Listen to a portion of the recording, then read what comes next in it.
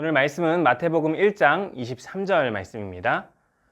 보라, 처녀가 임신하여 아들을 낳을 것이며 사람들이 그의 이름을 임마누엘이라고 부를 것이다. 임마누엘은 우리와 함께 계시는 하나님이라는 뜻입니다. 여러분 반갑습니다. 2021년의 마지막 주일 예배에 함께하는 우리 친구들을 환영합니다. 지난 3주 동안 이새의 나무라는 주제로 함께 말씀을 살펴보았었죠. 첫째 주에는 이새의 나무에서 나온 한 싹, 누구였죠? 다윗을 생각해 보았었고요. 두 번째 주에는 모세, 그리고 세 번째 주에는 세례 요한을 각각 살펴보았어요. 그런데 기억나나요? 다윗, 모세, 세례 요한은 모두 이 땅에 오실 예수님을 기억나게 하는 사람들이었어요. 다윗은 누구였나요? 우리의 왕으로 오실 예수님을 생각나게 했고요. 또 모세는 우리와 하나님을 연결시켜 주시는 그런 통로이신 예수님을 생각나게 했고요. 또 세례 요한은 하나님의 구원의 말씀을 전하는 소리, 그분인 예수 그리스도를 생각나게 했어요. 그리고 어제 성탄절을 보내고 오늘 12월의 마지막 예배는 이 땅에 예수님께서 오신 이유에 대해서 살펴볼 거예요. 3년쯤 전이었을 거예요. 그때는 목사님 딸이 4살 때쯤이었던 것 같은데요. 그때 또 저희 소년부 선생님 아들이 결혼을 해서 그 결혼식에 참석을 했어요. 선생님 얼굴도 너무 환하고 아들도 신부도 너무 멋지고 아름다운 너무 훌륭한 결혼식이었었어요. 그렇게 신랑과 신부가 식장에 서 있는 그 뒷모습을 보고 있는데 문득 이런 생각이 들었어요. 시간이 한 20년, 30년 정도 흐르면 언젠가 목사님의 딸 수연이도 저렇게 결혼한다고 서 있겠지. 그런데 그 생각이 들자마자 아니 이게 무슨 일이에요? 갑자기 눈물이 핑 도는 거예요. 너무 주체가 아닌가요? 저 스스로도 너무 당황스러운 경험이었어요. 그런데 그러다가 몇 주 후 어느 날이었어요. 딸하고 집에 둘이 있는데 딸이 집에서 갑자기 자기가 가장 좋아하는 하얀색 원피스를 입더니 나 어른 되면 커서 왕자님하고 결혼할 거야 라고 얘기하는 거예요. 갑자기 몇 주 전에 결혼식 생각이 나더라고요. 그리고 뭔가 좀 심술이 나더라고요. 그래서 장난반, 신술반으로 아니야, 수연이는 결혼하면 안 돼. 결혼하지 말고 아빠랑 같이 살아야 돼 라고 이야기를 했어요. 그러니까 딸이 이렇게 얘기하는 거야. 안 돼, 나 왕자님하고 결혼할 거야. 아니야, 수연이는 결혼하지 말고 아빠랑 계속 같이 살아야 돼.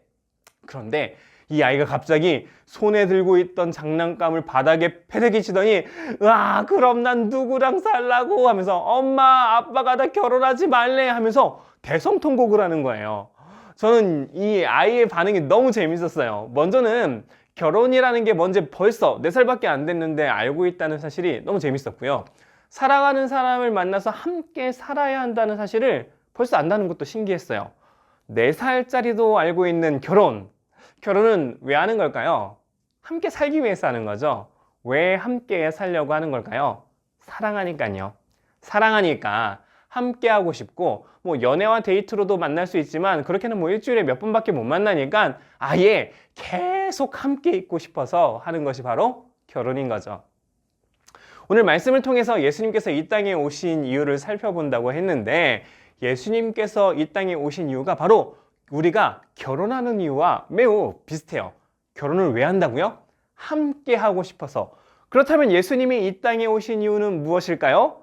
우리와 함께 있고 싶으셨기 때문이에요. 오늘 본문 말씀 다시 한번 읽어볼까요? 마태복음 1장 23절인데요. 보라, 처녀가 임신하여 아들을 낳을 것이며 사람들이 그의 이름을 임마누엘이라고 부를 것이다. 임마누엘은 우리와 함께 계시는 하나님이라는 뜻입니다. 어느 날 천사가 요셉과 마리아에게 먼저 예수님께서 태어날 거라고 이야기를 해줘요. 그리고 예수님께서 이 땅에 오시는 이유를 4글자로 이렇게 말씀하십니다. 따라해 봅시다. 임마누엘. 다시 한번요. 임마누엘. 그런데 임마누엘이 무슨 뜻일까요? 히브리어로 우리와 함께 계시는 하나님이라는 뜻이에요. 하나님께서 이 땅에 예수님을 보내주시면서 우리에게 알려주시는 거예요. 내가 왜 사랑하는 아들 예수를 이 땅에 보내는 줄 아니? 그건 바로 너희와 함께 있고 싶기 때문이야 라고요. 우리 친구들이 오늘 말씀을 통해서 하나님께서 얼마나 우리와 함께 하고 싶어 하시는지를 알았으면 좋겠어요. 하나님은 맨 처음 우리를 지으셨을 때부터 우리와 함께 있고 싶으셨어요. 그래서 아담과 하와를 만드시고 어떻게 했죠? 에덴 동산에서 하나님과 함께 살도록 만드셨어요. 그러나 우리가 하나님을 거부하고 죄를 지어서 하나님과 함께 할 수 없게 된 거죠.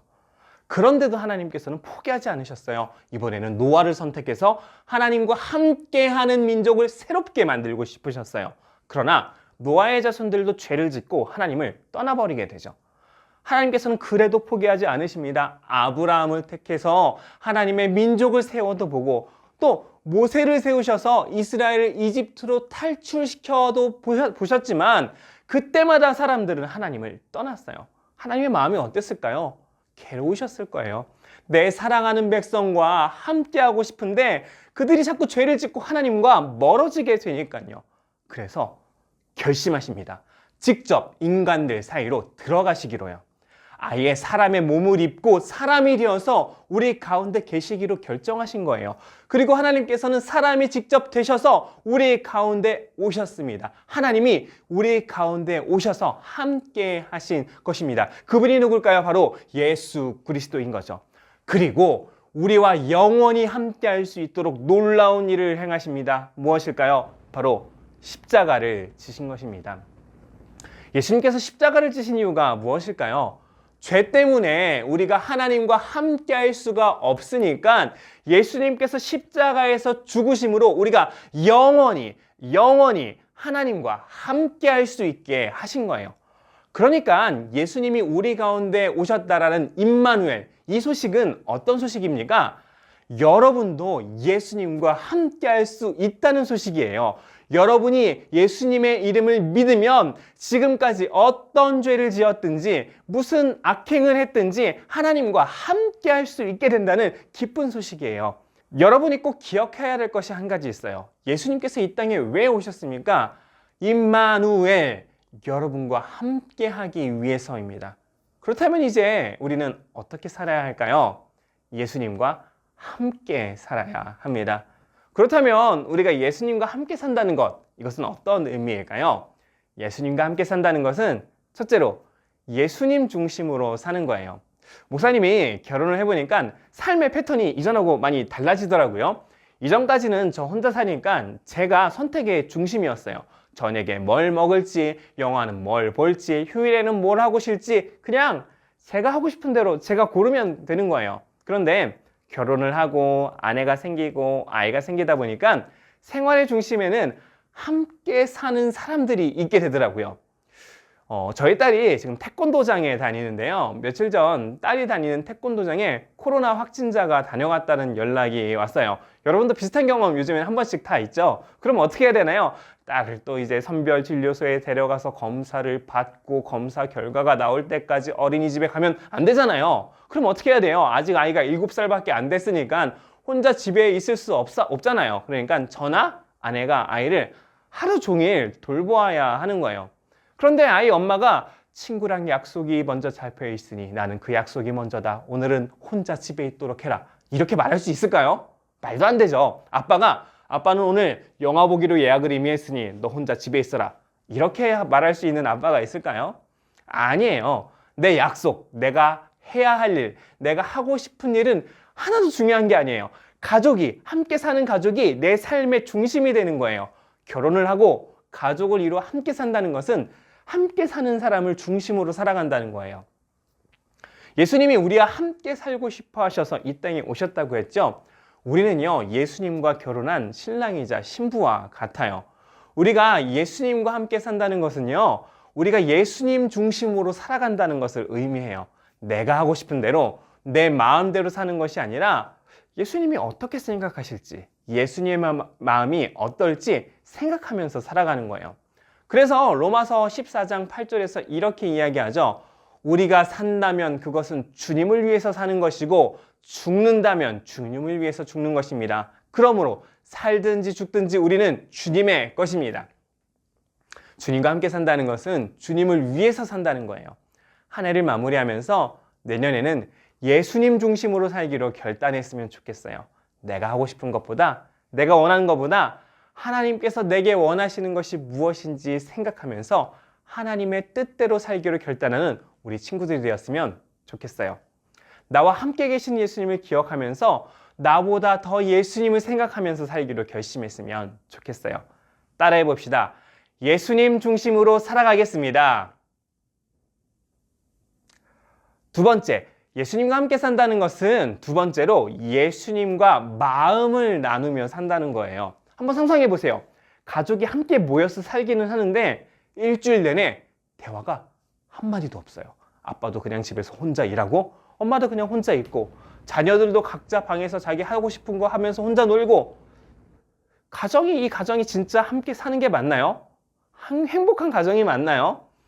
함께 산다는 것은 그냥 같은 공간에 있는 걸 말하는 게 아니에요. 진짜 함께 산다는 것은 함께 어울려서 마음을 나누면서 사는 거잖아요. 가족끼리 마음에 힘든 일, 기뻤던 일, 슬픈 일들을 함께 나누는 게 진짜 참 가족인 거죠.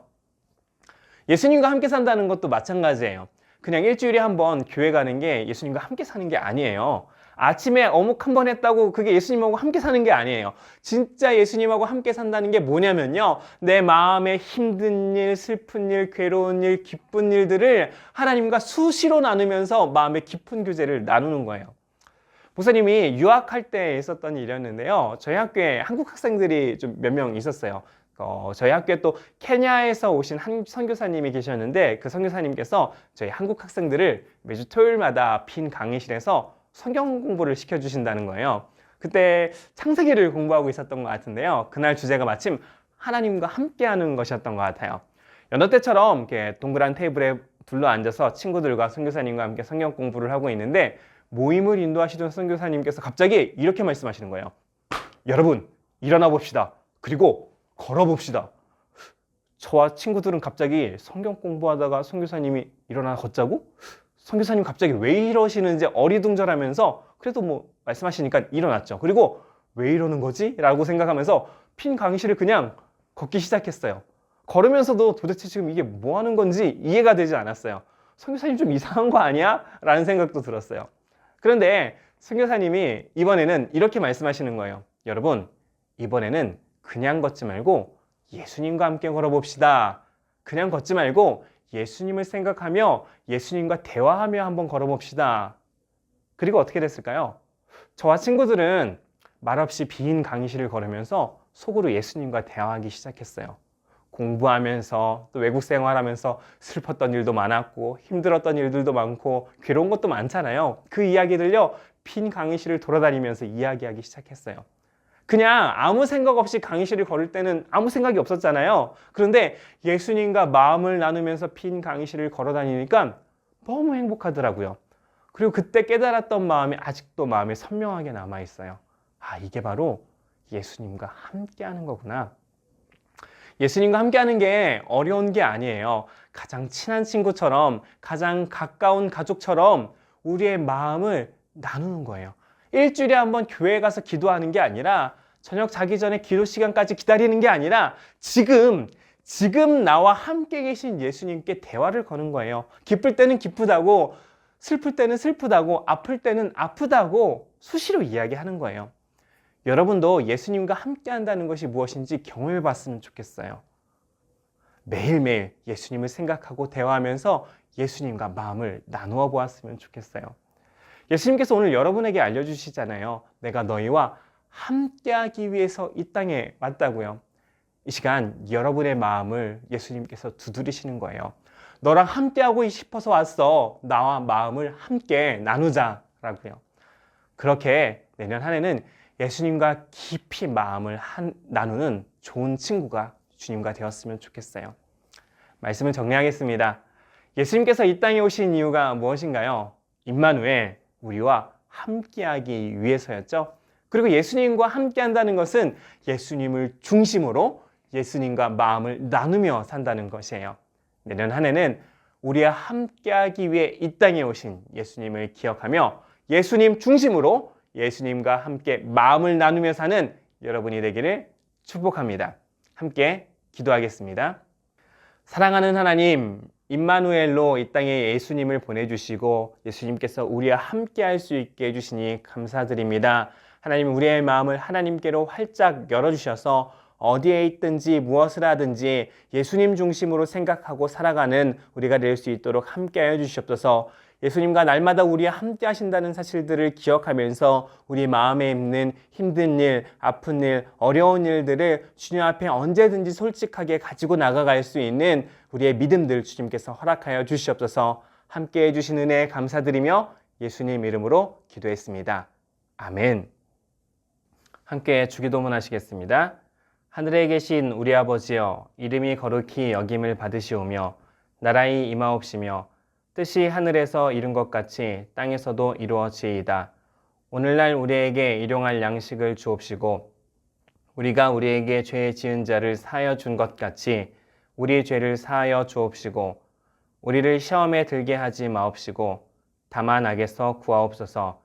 대개의 나라와 권세와 영광이 아버지께 영원히 있사옵나이다. 아멘.